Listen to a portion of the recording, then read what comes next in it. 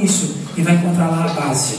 A doutrina social da igreja diz que a doutrina da igreja serve para promover a dignidade da pessoa humana. E aí, quando a gente fala de famílias, não precisa nem falar muito, né? O Sérgio já falou bastante antes, né?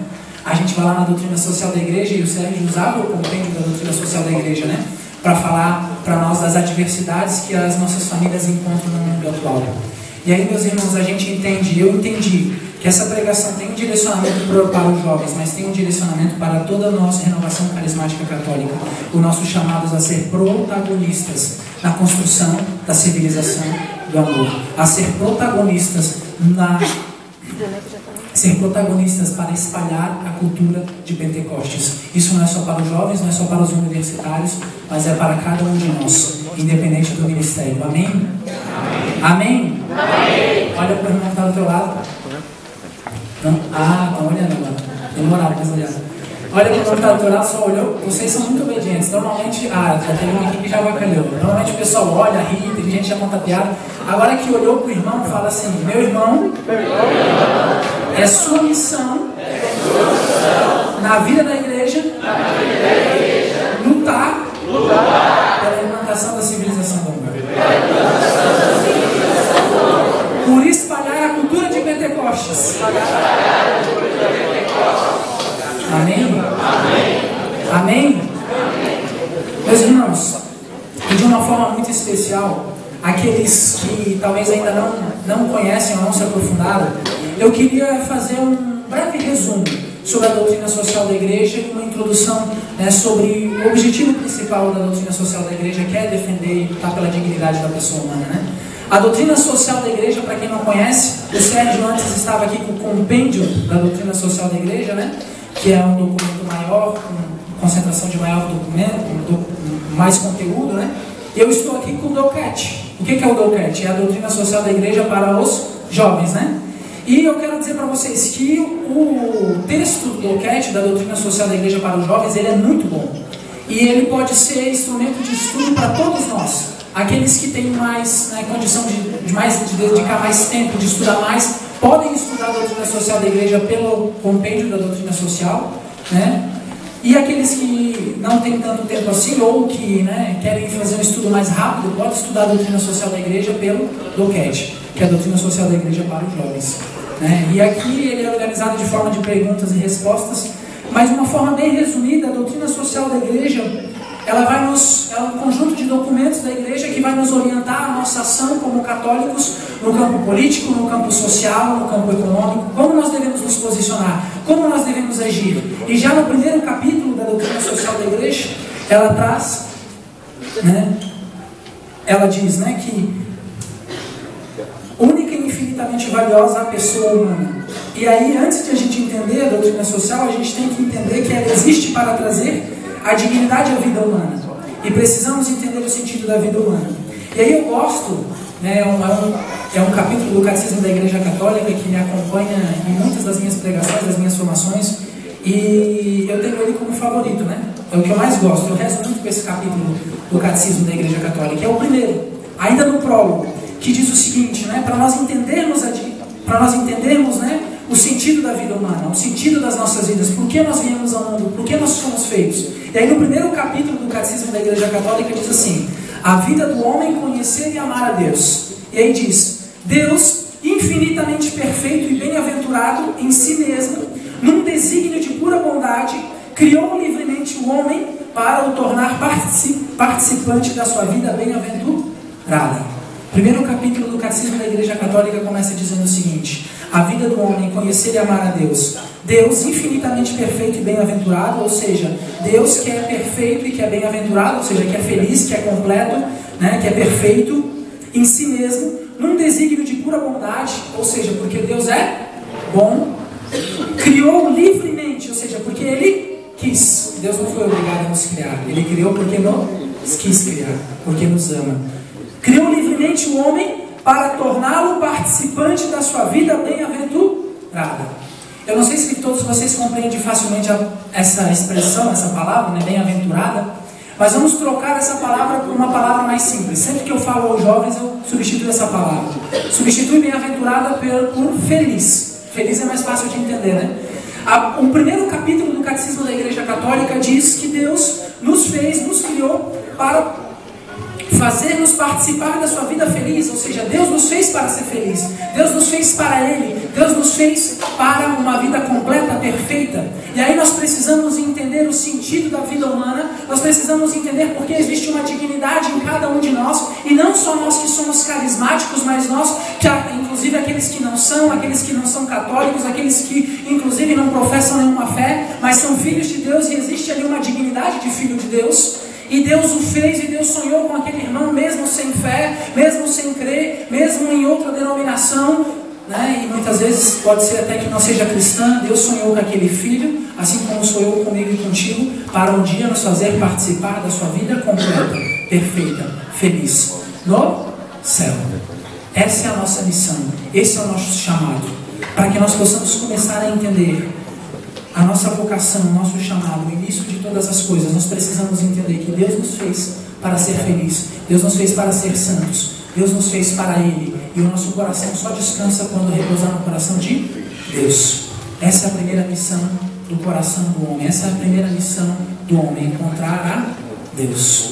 Eu queria começar dessa forma, meus irmãos, eu queria falar sobre isso no começo dessa pregação, porque muito do que nós vamos falar aqui está relacionado com o nosso relacionamento com Deus.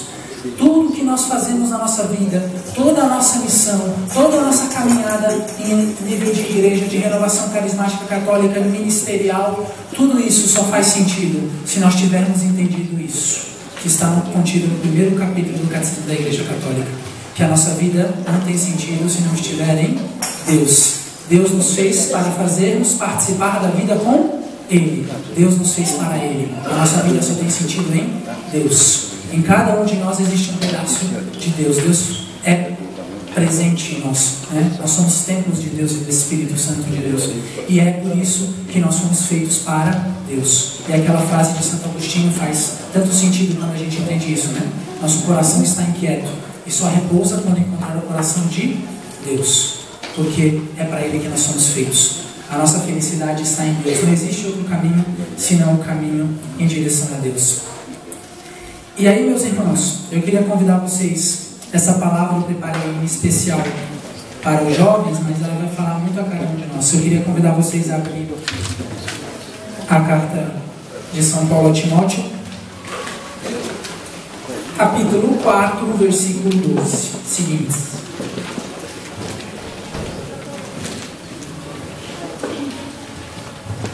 Carta de São Paulo a Timóteo, capítulo 4, versículo 12 seguintes. Vamos ver se eu acho minhas documentos aqui.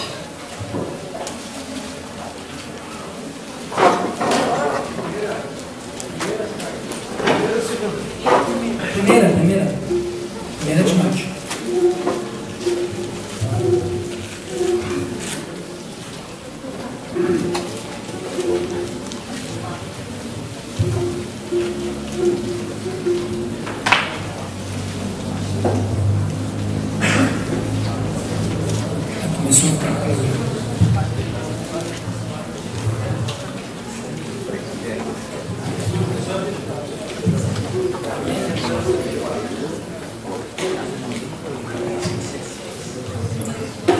Primeira Timóteo, capítulo 4, versículo 12 seguintes. Amém? Então diz o seguinte: ninguém te despreze por seres jovens. Ao contrário, torna-te modelo para os fiéis no modo de falar, de viver, na caridade, na fé, na castidade. Enquanto eu não chegar, aplica-te à leitura, à exortação, ao ensino. Não negligencieis o carisma que está em ti e que te foi dado por profecia, quando a Assembleia dos Anciões te impôs as mãos. Põe nisto toda a diligência e empenho, de tal modo que se torne manifesto a todos o teu aproveitamento. Olha por ti e pela instrução dos outros, e persevera nessas coisas. Se isto fizeres, te salvarás a ti mesmo e aos que te ouvirem. Palavra do Senhor, graças a Deus. Meus irmãos, o tema da nossa pregação, da nossa formação é a missão e protagonismo do jovem na ação evangelizadora da vida da igreja. E também universidades, relativismo, secularismo e descrença. Eu quero começar falando aqui de uma temática que ela é muito importante, primeiramente para nós jovens, mas depois para todos nós. Quando nós falamos da ação, da missão do jovem na vida da igreja, nós, quando falamos diretamente aos jovens, nós começamos a perceber, e nós vimos conversando com jovens, no testemunho de cada jovem, na vida de missão de cada jovem, na sua paróquia, no seu movimento, que muitas vezes nós enfrentamos uma barreira, que nós precisamos transpor essa barreira, que é um preconceito que colocam sobre nós. E com certeza você que ainda é jovem, ou que é jovem de espírito, ou que foi jovem há pouco tempo atrás, alguns anos atrás, vai se lembrar muito bem. As pessoas olham para nós e dizem, não, o jovem não pode dar muita responsabilidade, porque jovem é irresponsável. O jovem não pode assumir uma missão muito grande porque o jovem não dá conta. O jovem não pode fazer isso porque aquilo. O jovem não pode nem assumir tal coisa porque o jovem não tem dinheiro. Isso é verdade mesmo, tá? Realmente o jovem não tem dinheiro. Então precisa da ajuda de quem já trabalha, já quem tem dinheiro para patrocinar as missões. Não é assim, irmão? Mas o resto todo, meus irmãos, é uma grande falácia. Porque a grande verdade é que a igreja tem nos chamado a atenção e nós recebemos um grande presente do Papa e da igreja nesses últimos tempos. A igreja se reuniu para falar sobre os jovens, para levantar a importância dos jovens. A igreja se reuniu para escutar os jovens. Bispos de todo o mundo se juntaram já ia falar concílio, mas não é concílio, sínodo, obrigado. Se reuniram em sínodo para escutar a voz dos jovens e debater a temática da participação do jovem na vida da igreja. E lendo o documento final dessa reunião, dessa assembleia, desse sínodo dos bispos de todo o mundo, nós conseguimos perceber que existe, que a igreja já percebe isso, e que não é fala de um ou dois, ou de alguma liderança, mas que é fala da igreja como um todo, reunida em sínodo, através dos bispos, através do Papa, que confirma isso. Existe um protagonismo, existe uma missão, existe algo que é destinado para a vida do jovem atuar dentro da igreja. Existe um protagonismo que o jovem precisa assumir. E esse protagonismo está relacionado à evangelização, à missão. E aí, meus irmãos, essa palavra é muito clara. Ninguém te desprezes por ser jovem.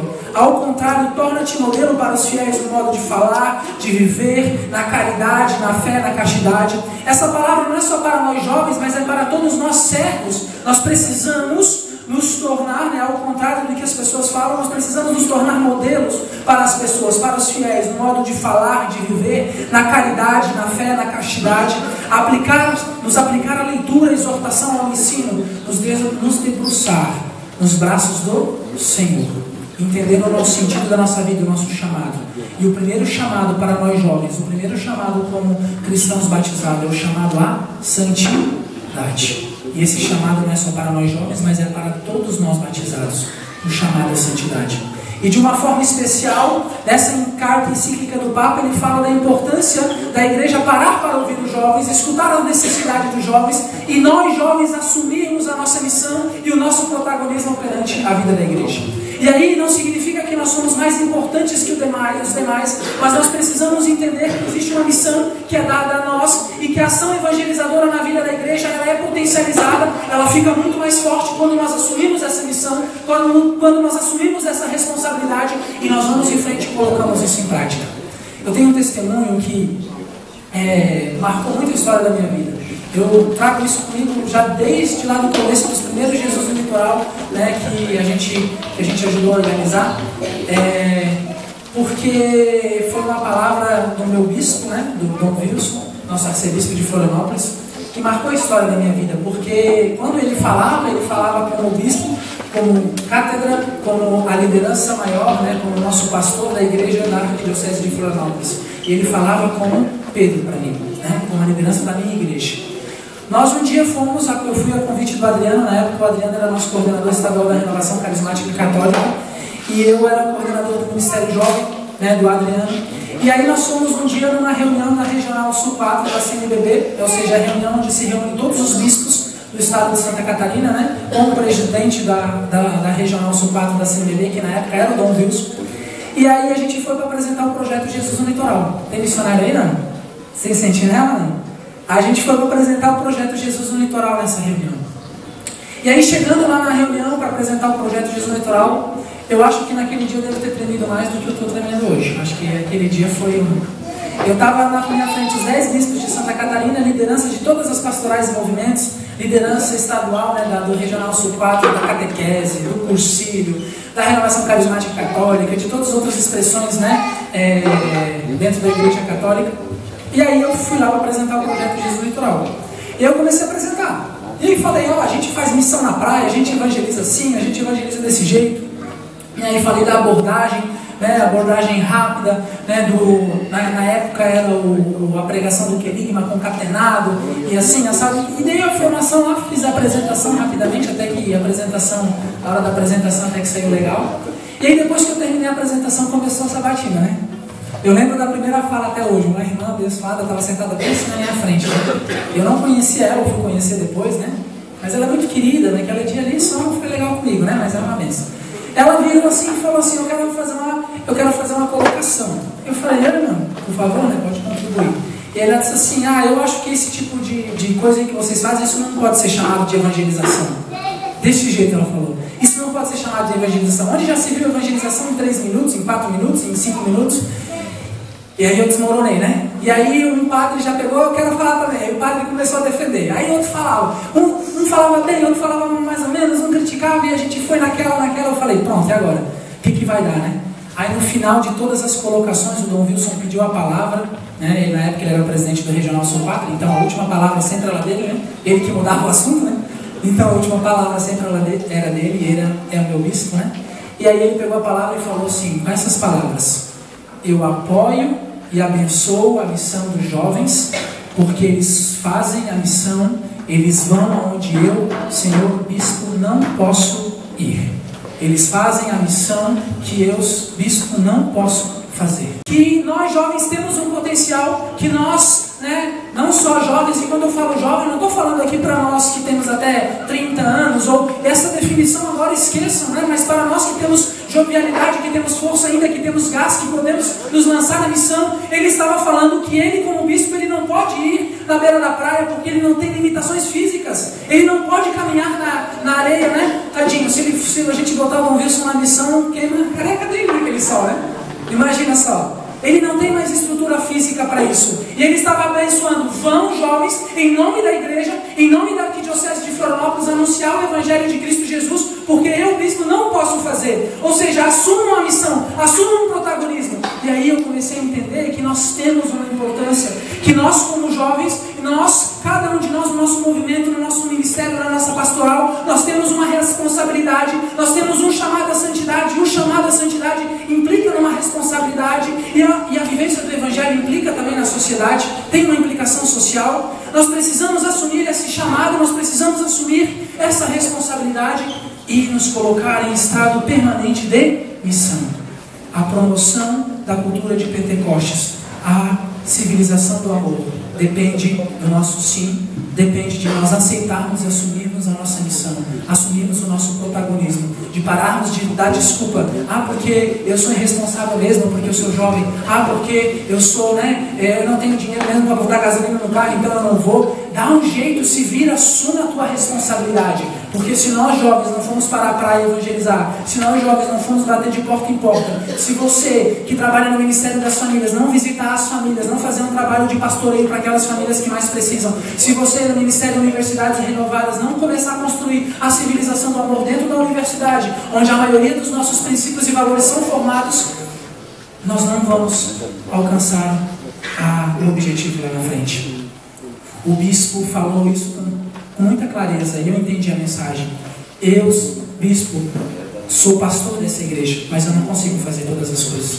A construção da civilização do amor, a construção de um mundo melhor, uma sociedade mais justa, mais ética, mais moral, uma sociedade que atende a todos, que garante os direitos básicos, que promove a dignidade da pessoa humana. Não é assim? O Ministério da Promoção Humana, que promove a dignidade da pessoa humana. Essa sociedade é construída por pessoas, por ministros ordenados também, mas em sua maioria por cristãos, católicos, leigos, que colocam a sua vida à disposição na vida da sociedade, na vida da comunidade, e se colocam em estado permanente de missão.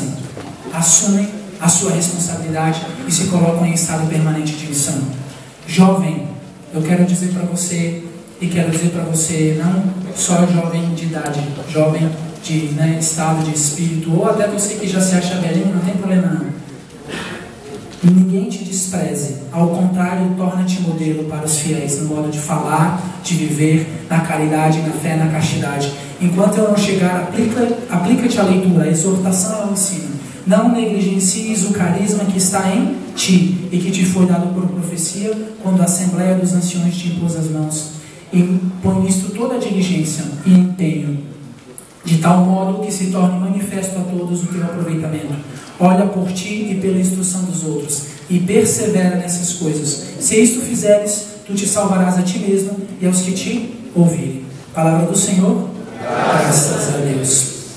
E aí, irmãos, entendendo a nossa responsabilidade na ação evangelizadora da vida da igreja, a nossa missão como ministérios que estão interligados, que têm uma responsabilidade em conjunto, que têm o dever de, com base na doutrina social da igreja, precisam promover a dignidade da pessoa humana, precisam promover e zelar pela família, pela construção de uma sociedade que tem como célula fundamental a família, que precisa evangelizar nas universidades para que nós possamos ter profissionais do reino que pregam, que testemunham o Cristo vivo ressuscitado, se preciso for com palavras, mas antes de tudo com um jeito de trabalhar, com um jeito de estar no meio da sociedade, de servir o outro através da sua profissão, através da sua vida no meio da sociedade. E nós, como Ministério de Fé e Política, também no campo da política, na atuação na política, nós precisamos assumir a nossa responsabilidade, nós precisamos assumir a nossa missão, nós precisamos ser rosto e memória de Pentecostes na vida não só da igreja, na vida da nossa sociedade, na vida do Brasil, do nosso estado, das nossas cidades. E meus irmãos, nós não podemos esquecer, e agora nós vamos para a segunda parte dessa formação, porque, como eu disse para vocês, nós temos também como plano de fundo a carta encíclica do Papa que fala sobre o chamado à santidade. E no capítulo 2 ele traz alguns alertas que preocupam o Papa com relação a heresias que podem nos dispersar do caminho da santidade. Nós temos um caminho da santidade, nós temos uma missão, nós temos uma vocação, que é viver a vida em Deus, as santidades e a doutrina social da igreja de forma encarnada em nós, mas nós precisamos entender que tudo isso só faz sentido, tudo isso só dá sentido à vida do homem se nós tivermos uma vida direcionada para Deus. A nossa vida só faz sentido quando está em Deus. Vou repetir isso umas 10 vezes essa pregação, Santo Agostinho já dizia, meu coração só repousa quando encontrar o coração de Deus. Nossa vida não tem sentido sem Deus. E por que eu estou falando isso, meus irmãos? Porque na carta encíclica do Papa, ele fala de duas coisas, dois erros graves no mundo atual que podem nos dispersar, que podem nos roubar o caminho da santidade. E na carta encíclica, no capítulo 2, ele apresenta esses dois erros, que ele chama de gnosticismo, que é a substituição do mistério da graça de Deus pela inteligência humana, e, por fim, o segundo, o pelagianismo, que é a substituição do mistério da graça de Deus pela vontade humana. Sabe por que eu estou dizendo isso para vocês, meus irmãos? Eu tenho certeza que todos nós estamos aqui porque fizemos uma experiência de Deus. Quem aí já foi batizado no Espírito Santo? Levanta a mão. Todos nós, Por isso somos servos, por isso estamos aqui. Eu tenho certeza que, assim como eu, você lembra daquele instante, você consegue voltar naquele momento, naquela história da sua vida, onde você foi batizado no Espírito Santo. Verdade ou não é? Eu lembro até hoje do retiro de experiência de oração que eu fui convidado a participar. Lembro quem era o pregador, eu só não lembro o dia exato, mas eu lembro quem era o pregador, Era o Severo, lá do meu grupo de oração. O ministério, eu lembro do ministério de música que estava animando. Eu lembro da baterista que estava tocando até hoje, é a baterista do meu grupo de oração. Eu nunca tinha visto uma mulher na bateria, Aquela baterista tocando lá me chamou a atenção. Eu lembro do dia, no domingo de manhã, que o pregador pegou o microfone e falou o seguinte: olha, nós vamos agora de manhã, nós vamos fazer um negócio diferente. É uma oração de batismo do Espírito Santo. E essa é a oração que nós vamos fazer aqui neste lugar, pode mudar a história da sua vida. Mas tem uma coisa: para fazer essa experiência de batismo no Espírito Santo, precisa querer, precisa se abrir o coração para o Espírito Santo de Deus. E aí o pregador, na hora, falou assim, E então, nós vamos dar 5 minutos de intervalo para você ir no banheiro, para você tomar água. Se você não quiser fazer essa experiência, se você não quiser se abrir ao Espírito Santo de Deus, você não precisa voltar para essa oração. Mas eu quero desafiar você a ter coragem e fazer essa experiência de Deus, abrir o seu coração para a graça de Deus. Quer ver uma coisa boa e desafiar jovem, né? Jovem gosta de desafio. Eu já voltei louco. O que é que esse cara está pensando? Eu vou essa oração, vamos ver o que é esse negócio aí. E aquele dia mudou a história da minha vida, né? Eu lembro que eu fui lá, trouxeram o Santíssimo, a gente rezou na frente do Santíssimo, eles oraram por mim. Eu chorava, nem sabia porque eu estava chorando. Eu fiz uma experiência de Deus que transformou a história da minha vida. Na semana seguinte eu nem sabia o que tinha acontecido comigo. Eu nunca tinha lido a Bíblia. Eu estava lendo 15 capítulos da Bíblia por dia. Eu estava rezando o rosário todos os dias. Eu ia em 3, 4 grupos de oração na semana. Se tivesse mais grupos de oração na cidade, eu acho que eu ia. O Espírito Santo de Deus transforma a nossa vida, né? A gente muda por completo.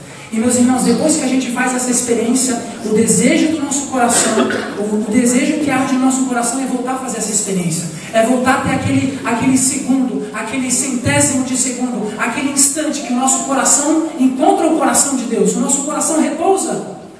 E ele é muito rápido, né? Mas transforma a história da nossa vida. E aí o desejo do nosso coração é um dia chegar à vida completa, perfeita no céu, com Deus. E a gente começa a trilhar na nossa vida tudo isso. Só que, meus irmãos, depois de muito tempo de caminhada, a gente começa a caminhar, né? E a gente corre o risco de, depois de começar a caminhar, estar vivendo pela fé, nós começamos a correr o risco de começar a perder, a esquecer a graça, a começar a esquecer aquilo que aconteceu naquele dia, no nosso batismo, aquele dia que transformou a história da nossa vida, aquele momento que se repetiu outras vezes, né? Que nós fizemos essa experiência outras vezes. Eu fiz lá, 15 anos atrás, no meu primeiro retiro de experiência de oração, e tive uma experiência com Deus muito forte também, outra vez na Canção Nova, né? No momento de adoração também. Mas nós corremos o risco no nosso caminhar, no decorrer da nossa vida, de começar a viver, né? Pela nossa mentalidade apenas, pela inteligência, porque eu sei, porque eu conheço a palavra, porque isso, porque aquilo, pelo ativismo, porque eu faço, porque eu aconteço, porque eu sou bom, porque eu sou de Deus, e a gente começa a esquecer do autor de toda a graça na nossa vida. Nós começamos a deixar de lado o principal que dá sentido às nossas vidas é o Cristo Jesus. Nós somos feitos por Ele e nós somos para Ele. Se nós deixarmos o principal de fora, nós vamos perdendo o sentido da nossa vida. E daqui a um pouco a gente caminha, por moda, ou a gente caminha por cultura, ou porque está inserido no movimento, ou por um status social, porque agora eu coordeno, porque agora eu sou, eu sou do conselho estadual, agora eu sou do conselho diocesano, porque agora isso, porque agora aquilo, e a gente vai esquecendo a essência, aquilo que transformou a história da nossa vida e aquilo que é mais importante. Como dizia Jesus para Marta, né? Tu te preocupas com tantas coisas, enquanto Maria escolheu a melhor parte, estar aos pés do Senhor. E aí o Papa nos alerta, né? O gnosticismo é a substituição do mistério da graça de Deus pela inteligência humana. Então a gente sabe de tudo, a gente conhece todas as coisas, o que vale não é a vida que se leva, não é a proximidade de Deus, mas o que vale é o que a gente sabe. Então a gente sabe mais do que todos, né? O nosso estudo, a nossa inteligência, aquilo que nós entendemos por ser certo, aquilo vale. Nesse tipo de pensamento gnósticos, irmãos, nós começamos a viver uma vida longe de Deus, porque nós perdemos o principal dono de Deus, que Deus produz em nós, que é o dom do amor, o dom da caridade. Nós começamos a deixar a caridade e a misericórdia de lado para viver uma vida aqui na nossa mente de julgamentos, onde tudo que a gente pensa é certo, onde o que não é certo a gente julga, a gente condena. A gente não conhece a vida do irmão, mas a gente condena o irmão, né? A gente não sabe o que se passou na vida de fulano, mas a gente diz que o fulano merece ir para o inferno, porque ele não faz o que é certo. A gente, na nossa mentalidade, começa a criar um modo de viver, um modus operandi de viver, onde nós sabemos de tudo, a nossa mente controla tudo e a gente não precisa mais viver a caridade, não precisa viver mais a castidade, não precisa viver mais nada, porque agora eu sei de tudo, eu conheço todas as coisas, eu sou o senhor do bem e do mal, né? Eu sou conservador, eu sou aquele cara que conhece todas as coisas. E aí a gente começa a esquecer, que a nossa vida só tem sentido quando está em Deus. E o nosso Deus é um Deus de amor, é um Deus de misericórdia, é um Deus que olha para nós e acolhe nós do jeito que nós somos. E muitas vezes nós somos muito pecadores. Verdade ou não é? Quem é pecador aí, levanta a mão. Se levaram a sério, eu estava brincando, mas estavam só umas, Só não levantaria a mão Nossa Senhora, sabe? Né? Mas como ela está aqui, claro, né? Mas só não levantaria a Nossa Senhora, o resto. Irmãos, e por segundo, né? O erro que o Papa nos alerta, o pelagianismo, que é a substituição do mistério da graça de Deus pela vontade humana. É o afastamento da vida de oração, o afastamento de Deus pelo ativismo apenas. É quando a gente coloca a nossa vida, o nosso modo de viver, o nosso jeito de viver apenas, né, no ativismo, no fazer. Eu faço, eu aconteço. Eu vou no grupo de oração, eu prego, eu rezo, eu conduzo oração, eu formo, eu dou palestra, eu participo do Ministério X, participo do Ministério Y, sirvo na paróquia. Eu faço 1 milhão de coisas, mas eu não tiro um momento do meu dia para me colocar aos pés do Mestre, para me colocar à disposição de Jesus e para dizer: Senhor, aqui está o teu filho, que precisa de ti. O sentido da nossa vida não é apenas o servir, é antes estar aos pés do Mestre. O servir é importante, a missão é importante, mas antes nós precisamos estar aos pés do Mestre. Antes nós precisamos nos colocar à disposição. E aí, meus irmãos, nós precisamos, né, nós principalmente jovens que estamos inseridos nas universidades, e não só nós jovens, mas o Ministério das Famílias, que trabalha com as famílias e trabalha também diretamente com os jovens, o Ministério de Promoção Humana, que trabalha na promoção da dignidade da pessoa humana, e aí vai encontrar muitas pessoas que estão passando por dificuldade na sua vida espiritual, e tantos os outros ministérios, né, de serviço dentro do nosso movimento.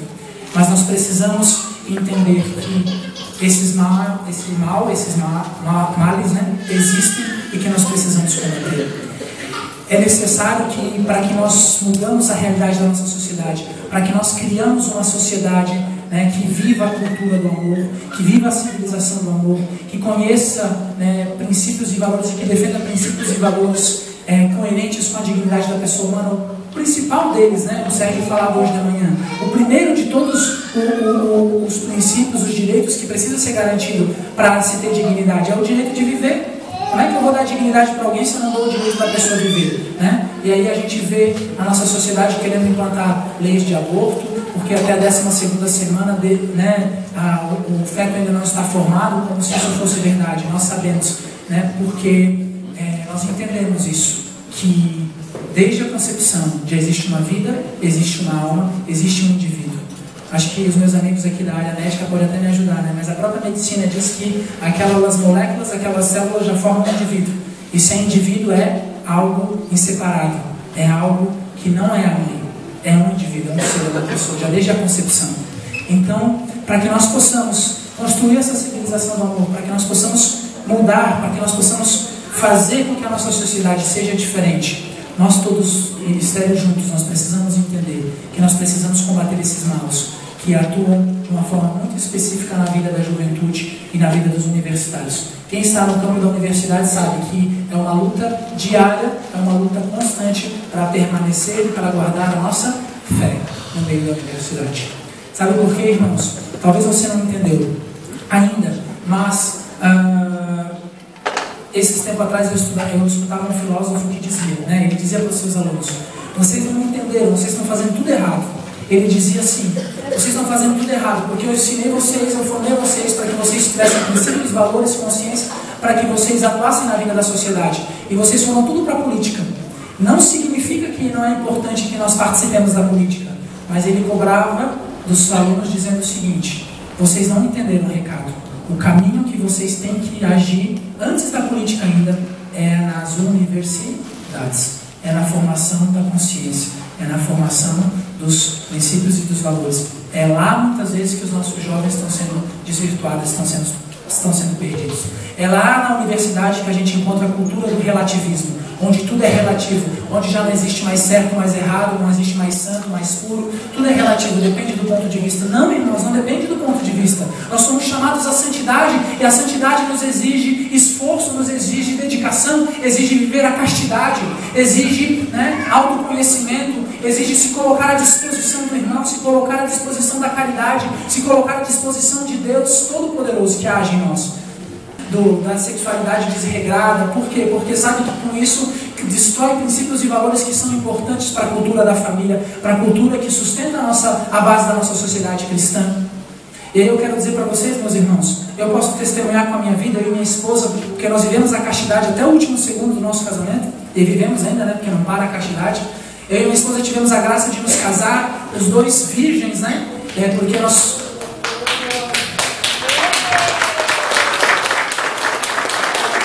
Mas eu partilho com vocês a dificuldade que foi durante toda a caminhada. Eu tinha um amigo, eu nem sei porque eu estou dando esse testemunho, mas eu tinha um amigo na faculdade, e eu morava um pouco longe da faculdade, então ele me dava carona. E eu evangelizava, falava de Deus para ele, só que ele era muito doidão. Ele dizia assim: tá bom, pode falar de Deus para mim, tu tenta me evangelizar, enquanto isso eu vou fazer o contrário, eu vou tentar te desvirtuar. E aí, às vezes ele chegava lá em casa, nós tínhamos um trabalho da faculdade, uma coisa, ele chegava em casa lá e na hora de ir para a faculdade, não, tu vai comigo, vamos de carona, e como é que eu não vou ir, né? Ele me botava dentro do carro, ele colocava uns funk pesadão, ligava no último volume, abria os vidros, e ia para a faculdade comigo, me obrigando a escutar aqueles funk, né? Aloprando. Não, nós vamos te levar para fazer uma farra hoje, não sei o que. Eu falei, gente, né? E eu falava para ele, não, cara. E a gente dava testemunho.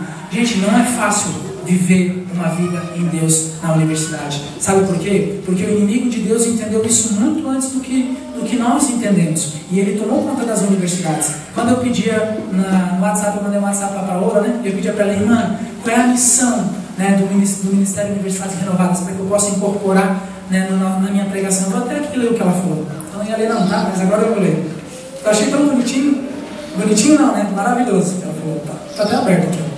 Ela disse assim, ó: o Moore sonha com a civilização do amor, mas não com uma realidade distante e utópica, mas possível através da ação de profissionais cheios do Espírito Santo que ocupem os seus devidos lugares na sociedade.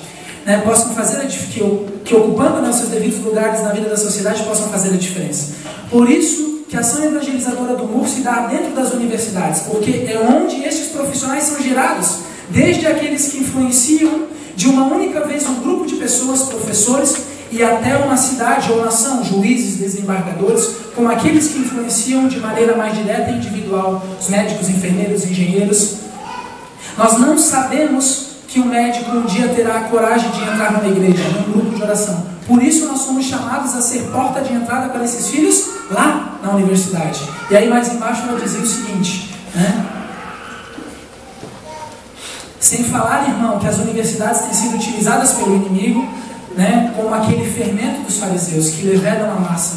Mas hoje temos o fermento das ideologias, do relativismo, da autossuficiência. O inimigo de Deus tem atacado as universidades porque sabe que, atacando nas universidades, atacando os jovens, vão atacar as futuras famílias, vão atacar os futuros profissionais, vão conseguir construir uma civilização desorganizada. Desorganiza os jovens, desorganiza os profissionais, os futuros profissionais que vão assumir o comando, o controle da sociedade, e você constrói uma sociedade desorganizada. E aí eles começam com as ideologias a querer destruir a célula fundamental que sustenta a nossa sociedade, que é a família, começam a destruir os nossos princípios, os nossos valores, começam a dizer para nós que aquilo que a gente acredita não vale mais a pena, que aquilo não serve. E vê a castidade para quê? Tu é louco? Né? Aí depois que casa, não faz nada antes do casamento. Deus que dava isso direto, né? Não faz nada antes do casamento. Aí depois de que casa, e se não for bom? E aí, como é que faz? E eu, com a graça de Deus, tenho a graça de testemunhar que eu vivo um casamento cheio da graça de Deus, cheio de alegria, né, com a minha esposa. Graças, fruto da vida de castidade que nós vivemos. Nós precisamos, irmãos, entender que nós precisamos testemunhar, nós jovens, precisamos testemunhar para outros jovens, assumir a evangelização na vida da juventude. E nós, famílias, ministérios de promoção humana, né, universidades renovadas e fé e política, nós precisamos atuar na vida dos jovens e das crianças, né, gatão?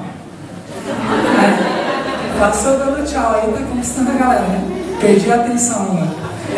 Nós precisamos entender que nós temos que trabalhar na vida dessa juventude, construir, incutir no coração dessa juventude o batismo no Espírito Santo, uma experiência de Deus e um desejo de construir a civilização do amor, para que esses jovens que não são o futuro, esse é uma das coisas que o Papa trata na carta encíclica, né, que ele escreveu agora para os jovens, na Christus Vivit. Ele fala, né, os jovens não são o futuro da igreja, os jovens são o agora. Que quando a gente fala de futuro, a gente deixa para trabalhar lá, o jovem é o futuro, vamos deixar para cuidar dos jovens lá na frente. Está tudo errado, nós temos que cuidar agora, nós temos que cuidar inclusive das nossas crianças, que as nossas crianças, que daqui a pouco vão ser jovens, eles vão ser responsáveis pela ação evangelizadora na na vida da igreja, eles vão ser responsáveis por construir a civilização do amor, eles vão ser responsáveis por ser profissionais do reino, para ser médicos que salvam vidas e não que tiram vidas, para ser engenheiros que constroem, né, uma sociedade justa e igualitária, não engenheiros que trabalham só pelo capital, né, só pelo poder do lucro, que não estão nem aí para, né, a responsabilidade social. Eles vão ser aqueles que vão ser juízes, desembargadores, que vão julgar pela justiça e não por interesse pessoal. Eles vão ser aqueles que vão entrar na política, que vão participar da política para defender o bem comum, para defender uma política que é para todos, como diz a doutrina social da igreja. A essência da política é a prática do bem comum, um dos princípios da doutrina social da igreja.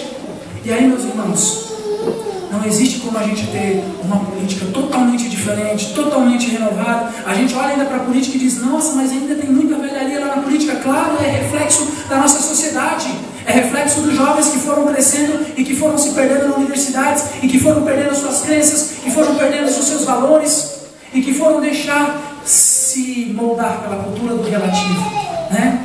Nada é sério, aquilo que é bom para mim, aquilo que me convém é legal. E aí, claro, a hora que assume um cargo público, usa daquilo para o seu bem, usa daquilo para o interesse pessoal e esquece que a política, na essência, é a prática do bem comum. Não é assim o Ministério de Fé e Política? Não é assim meu coordenador? É isso? Amém. O secularismo, a descrença.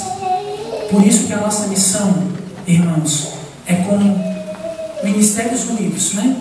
Ministerialidade orgânica, né? Como um só, como um corpo, né? Nós entendemos que a criação, né, da civilização do amor passa por todos nós. Que nós precisamos entender que existe uma missão que foi deixada a cada um de nós e que para que ela aconteça, nós precisamos atuar de forma objetiva, de forma prática, segundo o coração de Deus. Sabe por que eu estava discernindo e estava preparando essa pregação? E fui trazendo os ministérios. Eu fui conversando com alguns irmãos, até alguns eu não perguntei porque eu já conhecia mais o ministério. Universidades Renovadas, eu falei com a Paola porque faz muito tempo que eu não participo, né? Mas eu já fui coordenador de grupo também, já lá na minha universidade. Lá em Joinville, né? Cadê o povo de Joinville? Então lá em Joinville. Esse ruim mais ou menos, né? Tem uns empolgados, parece que estão dormindo. Depois do almoço é fogo pra cá, né? Metade de Joinville está acordada, metade está dormindo, né? Fiz a minha faculdade. Mas não, cadê Joinville aí? Acordado com o cara, você não está dormindo. Mas, então eu fui conversando com os irmãos do ministério, e quando eu rezava por essa pregação e imaginava que nós íamos estar aqui no encontro de fé e política, né, e eu vou dizer para vocês, gente, eu rezei, eu discerni, eu fiz uns 30 roteiros, para vocês terem ideia, eu nem usei o roteiro direito, porque eu tenho umas 4 folhas de roteiro aqui, eu usei meia página. Mas assim, porque é uma pregação, né, para 5 ministérios diferentes, 6 ministérios, onde nós, num encontro que tem como fundo fé e política, não o ministério, mas o conteúdo de fé e política, a doutrina social da igreja, e com base em 2 cartas que são muito importantes para nós, né? A carta direcionada aos jovens e a carta sobre o tratado da santidade, né? Nossa vocação à santidade. Mas quando eu rezava e quando eu discernia sobre essa pregação, o que Deus colocava mais forte no meu coração é a importância de cada um desses ministérios na vida do movimento e na vida da igreja. E isso, meus irmãos, eu quero falar, inclusive, eu quero falar para vocês, todos que são lideranças aqui. E quem aqui ainda não é, né, liderança de comarca, de forania, de diocese, eu sei que os nossos coordenadores diocesanos estão lá, né, com a nossa coordenadora estadual em reunião. Mas eu quero falar para vocês daqui a um pouco, né, vocês jovens, inclusive, daqui a pouco vocês serão os coordenadores de grupo de oração, vocês serão os coordenadores de comarca, você, né, que está aqui, quem sabe, o seu Jaimir, daqui a pouco vai ser o nosso coordenador diocesano, por que não, né, seu Jaimir?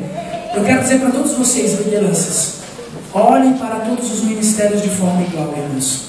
Eu vejo muitos coordenadores, né, e coordenador de grupo de oração também muitas vezes. Importante é ter ministério de pregação, ministério de música e ministério de intercessão. E esquece os outros serviços dentro do movimento que são importantes. Não se fala dentro do grupo de oração de formação da juventude, não se fala de aqui tem jovem, aqui tem fogo, não se fala de evangelização dos universitários. Tem uma universidade do lado, no bairro vizinho. E não tem um gol, não se pensa em evangelizar, não se pensa em pegar o jovem que está no grupo de oração e dar um suporte para esse jovem para criar um grupo de oração universitário para evangelizar. Então a criação, né, da cultura de Pentecostes, A construção da civilização do amor passa pela nossa conscientização. Nós, coordenadores, precisamos entender que o ministério, todos os ministérios foram sonhados por Deus, têm a sua missão, a sua importância. E eles são tão importantes como todos os outros ministérios. Né?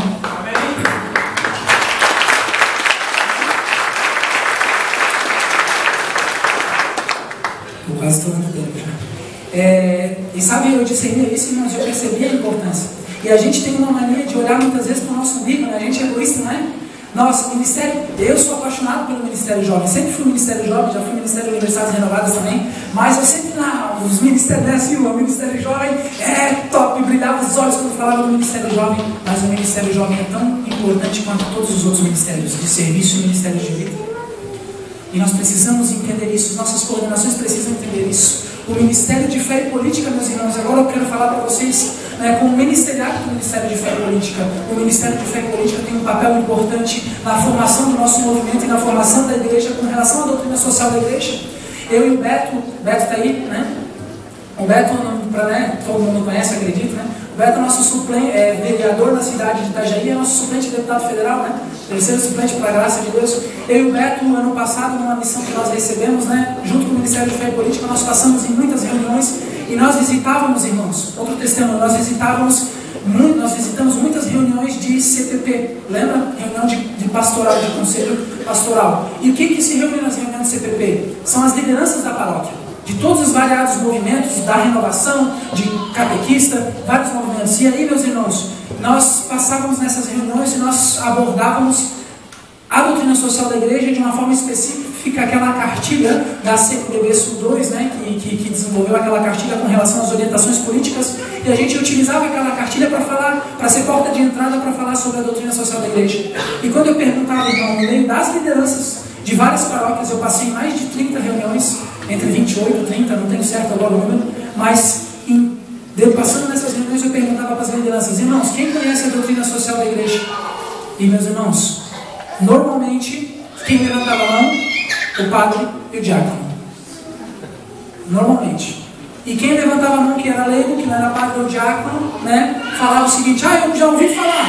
O que é a doutrina social? Já ouvi falar. Gente, a doutrina social da igreja é um documento muito importante para a vida da igreja. É um documento muito importante para nós.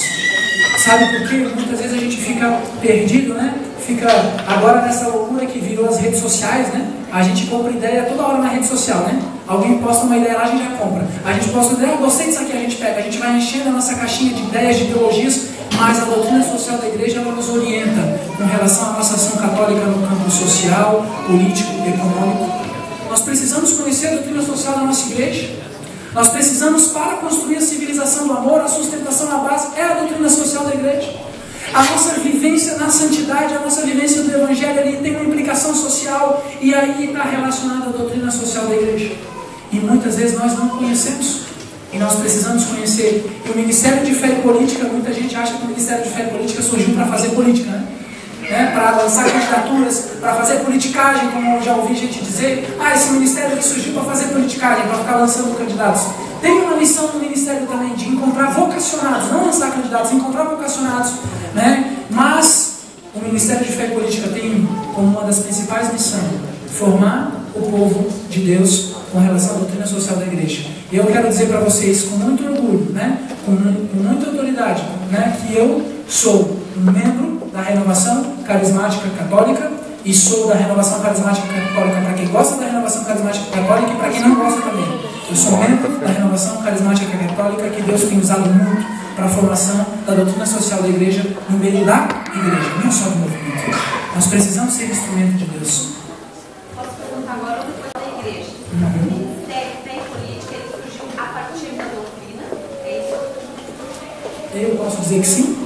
O Ministério de Fé e Política surgiu a partir da doutrina, do estudo da doutrina. O Sérgio está aí, não? Pede para anotar e respondemos depois, pode ser? Que daí o Sérgio vai estar lá por aqui. Tá, beleza então. Então nós vamos fazer lá na parte da mesa redonda, que eu acho que vai ser melhor. Porque da onde surgiu, acho que a melhor pessoa para responder é o Sérgio, que estava lá no início, né? Beleza? Irmãos, para a gente finalizar, né? Para resumir a nossa formação, eu queria que ficasse muito claro, o que Deus colocava no meu coração e eu rezava, é que Deus tem uma missão para cada um de nós. Nós não podemos fugir da nossa missão. Nós precisamos assumir o protagonismo e assumir a responsabilidade da missão que foi destinada a nós, né? Que para a construção da civilização do amor passa pela nossa missão, passa pela nossa responsabilidade. E que antes de tudo nós precisamos estar atentos ao que é mais importante. Nós não podemos perder o nosso foco em Deus. Nós não podemos perder a nossa vida de oração. Nós não podemos cair no ativismo, né? E nem no trocar a experiência com Deus pela inteligência humana, né? Cair no gnosticismo, né? Que é achar que a nossa mente controla tudo, que a gente sabe de tudo, e aí a gente começa a deixar a graça de Deus de lado, porque não é a graça de Deus que traz todas as coisas, é o que eu sei, o que eu acredito. Então, meus irmãos, nós precisamos contribuir para uma civilização do amor. Nós precisamos assumir a nossa missão na vida da igreja e nós precisamos formar o nosso povo. Nós, Ministério de Fé e Política, acho que eu posso dizer isso, né, Maicon? Em nome do Maicon também. Nós, Ministério de Fé e Políticas, assumimos a nossa missão de formar, aonde for possível, onde nós conseguimos, com base na doutrina social da igreja. Eu quero pedir a vocês a ajuda, né, para que o nosso ministério seja aceito, para que o nosso ministério consiga desempenhar bem o seu papel. E não só o Ministério de Fé e Política. Ajudem, né, entendam a responsabilidade e a missão do Ministério de Universidades Renovadas. Nós precisamos construir a cultura, a civilização do amor. As universidades é o caminho. Vamos começar a trabalhar. Né? Tá bom, gente?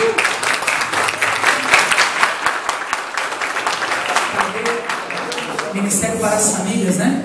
Vamos dar suporte para os ministérios das famílias. Se hoje a gente tem um problema também na nossa sociedade, uma desestruturação das famílias, o Ministério das Famílias tem, né, a missão de reestruturar, tem a missão de dar suporte, de dar base para as famílias. E muitas vezes, né, fica, o Ministério das Famílias, não, já tem pregador e já tem música, né? Não precisa do Ministério das Famílias, precisa, porque é o Ministério das Famílias que vai atender as famílias, os jovens, os adolescentes, as crianças que estão lá desestruturadas nas casas. Promoção da dignidade humana, né? Ministério de Promoção Humana. É o ministério que está lá no grupo de oração, olhando aquele irmão, né, que está passando dificuldade, aquele irmão que está, né, em algum dos seus direitos não está sendo atendido, e vai promover a dignidade da pessoa humana. E a promoção da dignidade da pessoa humana é o início. É o primeiro capítulo da doutrina social da igreja, é básico. Ou seja, meus irmãos, o meu apelo nessa tarde é: nós somos a Renovação Carismática Católica e nós amamos de forma incondicional o nosso Senhor Jesus Cristo e todos os ministérios, as missões, as vocações que Ele nos deu. Amém?